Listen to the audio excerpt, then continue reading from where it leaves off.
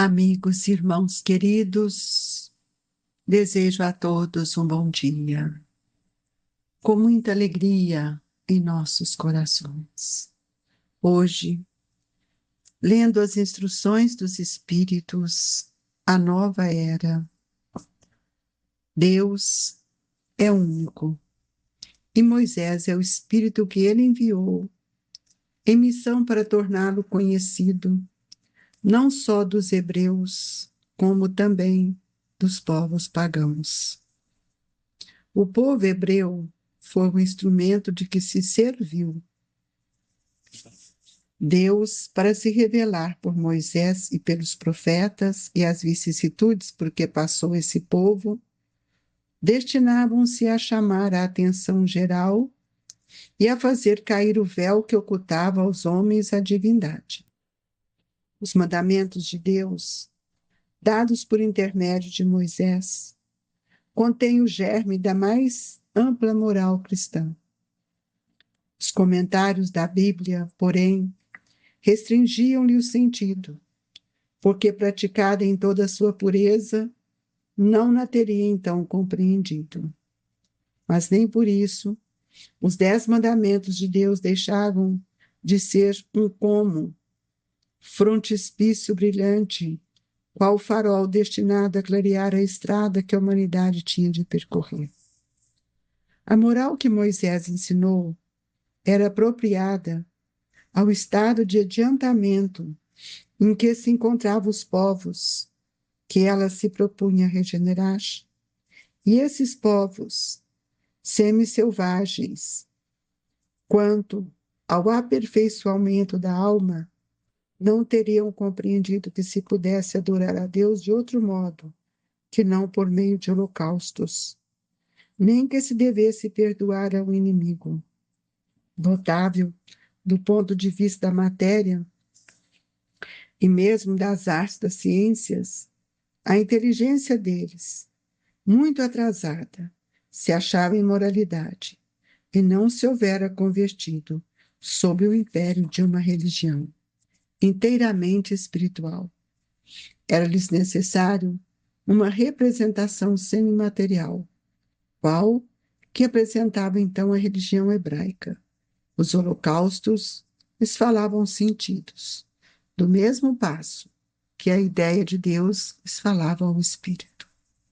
O Cristo foi o iniciador da mais pura, da mais sublime moral, da moral evangélico-cristã, que há de renovar o mundo, aproximar os homens e torná-los irmãos, que há de fazer brotar de todos os corações a caridade e o amor do próximo, e estabelecer entre os humanos uma solidariedade comum, de uma perfeita moral, enfim, que há de transformar a terra, tornando-a morada de espíritos superiores aos que hoje a habitam.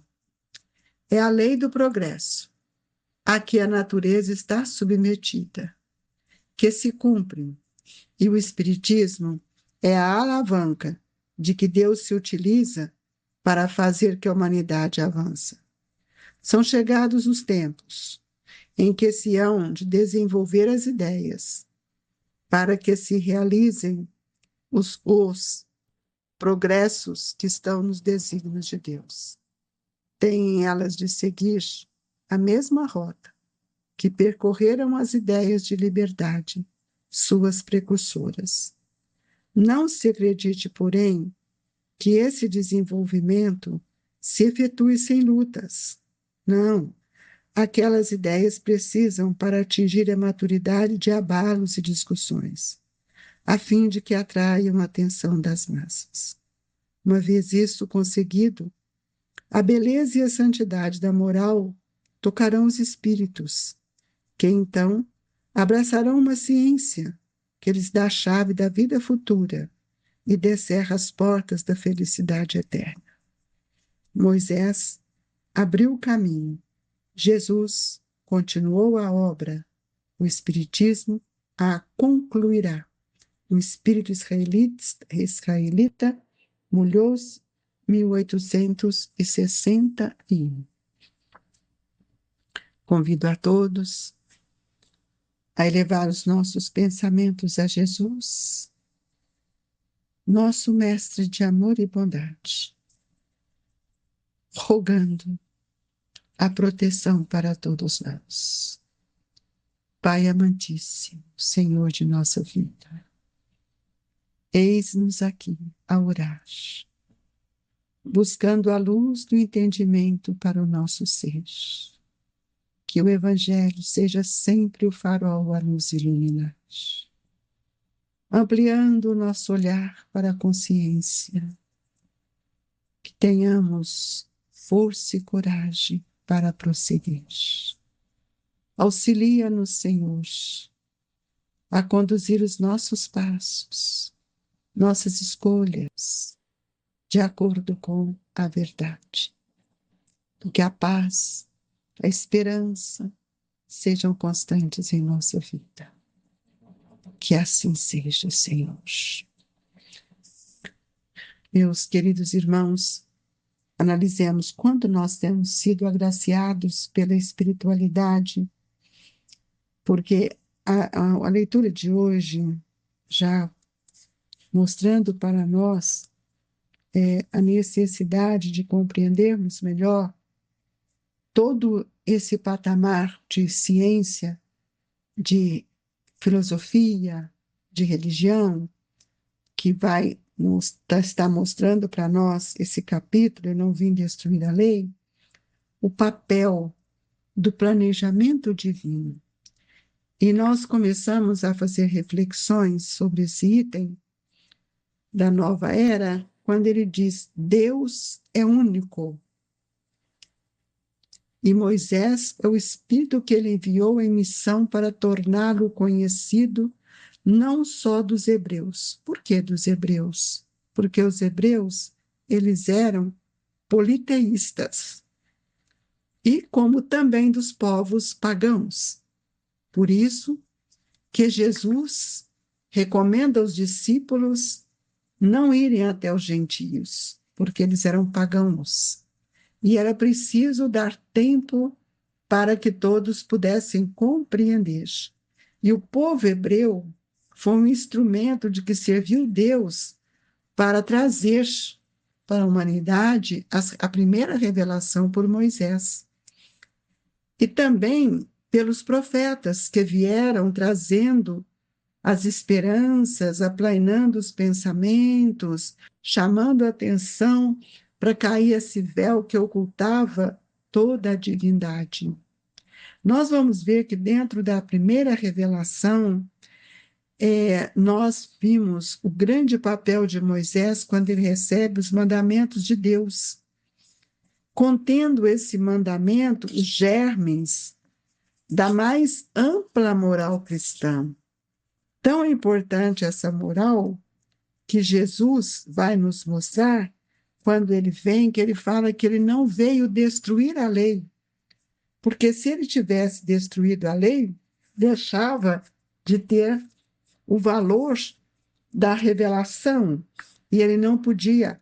E era necessário que a gente também compreendesse que em cada tempo, de Moisés até Jesus, passou mais de um milênio.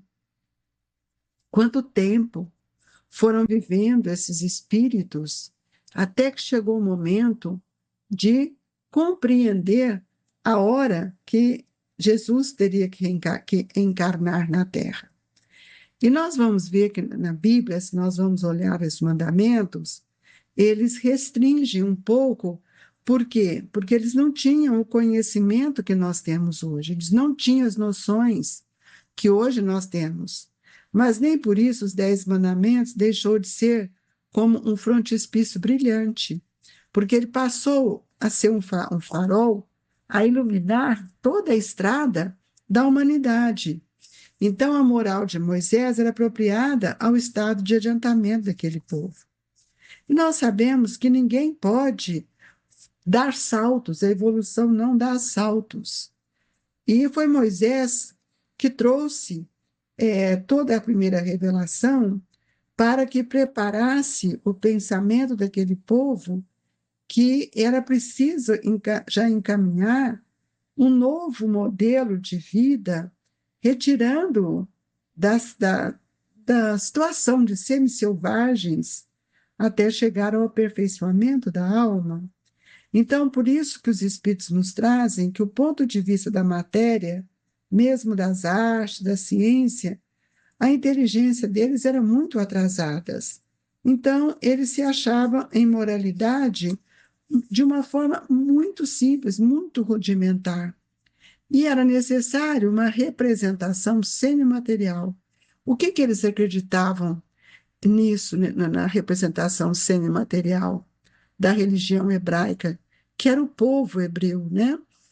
É os holocaustos que falava dos sentidos e ele levava a fazer os sacrifícios de tão com tanta dor, né? Mas isso era necessário para eles, porque eles achavam que era uma representação que eles poderiam apresentar, e isso tudo mostrava o distanciamento do entendimento divino. Então, Kardec nos mostra aqui que os holocaustos lhe falavam sentidos, porque eles viam, sentiam as dores, do mesmo passo que a ideia de Deus lhes falava ao espírito. E chegou o tempo, então, que a humanidade já estava aquecida para receber o Cristo, que foi para nós a mais pura e sublime moral. Jesus veio trazer a moral evangélica cristã, que há de renovar o mundo. Como que ela vai renovar o mundo? Aproximando os homens para que nós nos tornemos irmãos. Por isso que ele resume o decálogo dizendo amar a Deus sobre todas as coisas e ao próximo como a si mesmo. A, a, a doutrina do Cristo, ela faz com que estabeleça entre nós a solidariedade, a fraternidade, e ela nos traz a perfeita moral, que há de transformar todos nós. E ela mostra também que a lei do progresso, que a natureza está submetida, se cumpre também na lei do Espírito. E é o que ele promete mais tarde, com a chegada do Consolador, que é o Espiritismo, que é a alavanca de que Deus se utiliza para fazer que a humanidade avance. Mas hoje nós gostaríamos de falar um pouquinho sobre essa questão de Jesus, e no prefácio do livro Fonte Viva, Emmanuel nos traz uma lição com Jesus e por Jesus. Ele nos diz assim: Jesus veio mostrar aos homens o caminho do verdadeiro bem, porque, tendo enviado para fazer lembrar sua lei que estava esquecida, não havia Deus de enviar hoje os Espíritos, a fim de a lembrarem novamente aos homens e com maior precisão, quando eles a ouvidam, para tudo sacrificar ao orgulho e à cobiça. Nós gostaríamos de falar um pouquinho sobre isso, sabendo que todos os fundamentos que a doutrina espírita nos traz, ela mostra de uma forma valiosa os assuntos das leis de adoração, trabalho, sociedade, progresso, igualdade, liberdade, justiça, amor, caridade e perfeição moral. E trazendo para nós, consequentemente, as esperanças e as consolações. Então, será que nós aceitamos perfeitamente as bases científicas e filosóficas em que repousa a doutrina espírita, as quais ensejam adquirir a fé raciocinada, capaz de encarar a razão face a face? Contudo, sobre semelhantes alicerces, vemos ainda e sempre em sua condição de cristianismo restaurado. A doutrina espírita, ela vem restaurando, corrigindo nos nossos pensamentos, não na teoria do Cristo, aperfeiçoando as nossas almas e renovando a nossa vida, para que nós possamos compreender a força da égide do Cristo nosso divino Mestre e Senhor em nossa vida. Então, o apóstolo da codificação não desconhecia o elevado mandato relativo aos princípios que compilava. E por isso mesmo, desde a primeira hora, se preocupou com os impositivos morais de que a nova revelação se reveste, tendo salientado que as consequências do Espiritismo se resumem em melhorar os homens e, por conseguinte, torná-lo menos infeliz, pela prática da mais pura moral evangélica. Que cada um de nós possamos refletir o que temos feito com esse conhecimento. E se nós analisarmos, muitos, mas muitos, né, dos nossos irmãos esperam ainda por Jesus. E Jesus espera igualmente pelos homens. Ninguém pode acreditar que o mundo se redima sem almas redimidas. É isso que nós estamos vivendo agora, nessa nova era. Que era esta? Então, nós temos que ver que esse momento é para redimir os nossos sentimentos. O Mestre, para atender à sublimidade de seu programa salvador, pede braços humanos que o realize e intensifique. E ele, para que isso ele fizesse, ele iniciou o trabalho, começou o seu apostolado buscando os recursos de Pedro e André, formando em seguida uma assembleia de 12 companheiros para atacar o serviço da regeneração planetária. Nós estamos no terceiro milênio, ainda não conseguimos entender essa regeneração planetária, irmãos. E o que nos falta? E desde o primeiro dia da Boa Nova, ele tem nos convidado com tanta insistência para que nós possamos convertermos em instrumentos de sua divina vontade. Esse é o desejo de todos nós, que somos espíritas cristãos, que cumpramos a vontade do Cristo, assim mesmo quando surge pessoalmente, buscando alguém para a sua lavoura da luz, qual aconteceu na conversão de Paulo. O Mestre não dispensa a cooperação dos servidores encarnados. Todos nós estamos na luta para que a gente possa melhorar. E quando Jesus vai buscar Ananias, naquele momento em que ele revelou para o Saulo a sua presença, e Saulo diz: Senhor, que queres que eu faça? Ananias responde também para Jesus: Eis-me aqui, Senhor. Amigos, isto é que Jesus espera de nós. Eis-me aqui, Jesus, para enfrentar esses momentos em que todos nós estamos vivendo, mostrando aos nossos irmãos que nós comungamos com essa doutrina de luz e precisamos iluminar o nosso espírito para que nós possamos progredir junto ao Cristo. O Cristo não vai dispensar a nossa obra de soerguimento. Somos nós, os homens, os espíritos encarnados, que devemos fazer aquilo que Jesus diz: ide e pregai. Eis que vos mando.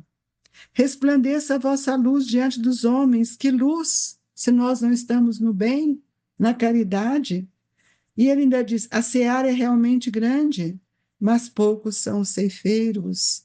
Candidatemos para ceifar e semear nos solos dos corações.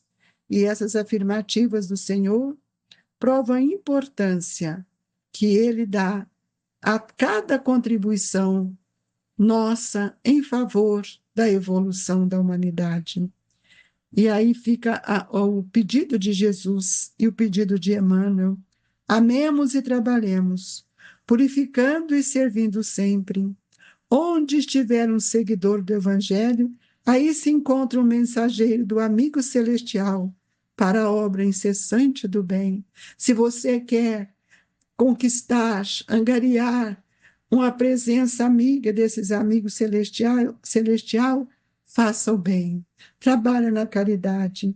Cristianismo significa Cristo e nós. É esta mensagem que deixamos na manhã de hoje, para que nós possamos pensar que não só de pão vive o homem, mas todos nós precisamos da grandeza do Evangelho em nossos corações para matar a dor, a sede de nossas inquietações. Que o Senhor nos abençoe e que a paz e a luz se faça no coração de todos. Que o passe nessa manhã seja de equilíbrio para todos nós, restaurando a nossa vontade para o bem. Senhor, fortaleça-nos nesta hora. Fluidifica as nossas águas, para que possamos sentir forças, coragem, para servir o Mestre neste momento da grande regeneração. Que esta regeneração se faça na intimidade do esforço de cada um, da renúncia de cada hora. Amigos queridos, recebam nos seus corações, os seus pensamentos, as vibrações do Grupo Espírita Esperança e Caridade, Colégio Allan Kardec. Que Deus esteja conosco hoje e sempre. Que assim seja.